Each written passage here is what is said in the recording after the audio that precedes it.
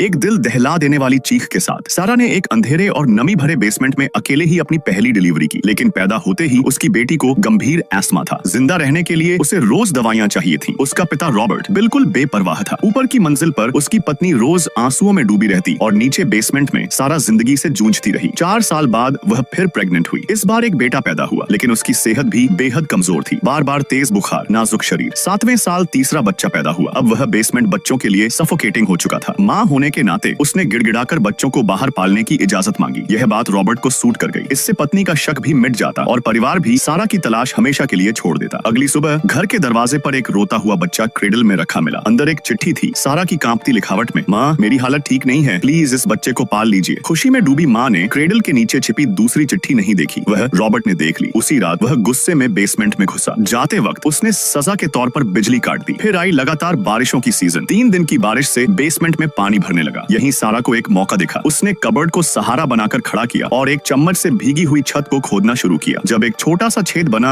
और उसने टॉर्च से बाहर सिग्नल दिया तो दुर्भाग्य से एक पड़ोसी ने देख लिया और बात रॉबर्ट तक पहुंच गई। इस कोशिश की कीमत बेहद भारी थी। सारा को बेरहमी से पीटा गया और उसने अपने पेट में पल रहे बच्चे को खो दिया। रॉबर्ट ने उस नन्हे शरीर को बिना किसी भावना के घर के पिछवाड़े एक पेड़ के नीचे दफना दिया, जैसे कोई बेकार चीज हो। 18वें साल किस्मत ने पलटा खाया। रॉबर्ट आर्थिक संकट में फंस गया। नौकरी जाने का डर था। अब बेसमेंट में बंद 3 लोगों को पालना भी उसे बोझ लगने लगा। एक रात उसने एक रबर पाइप कार के एग्जॉस्ट से जोड़ी और दूसरा सिरा बेसमेंट के वेंटिलेशन तक ले गया। इरादा साफ था, कार स्मोक से सब कुछ खत्म कर देना। लेकिन तभी उसका छोटा बेटा गराज में आ गया। उसे मजबूरन योजना छोड़नी पड़ी।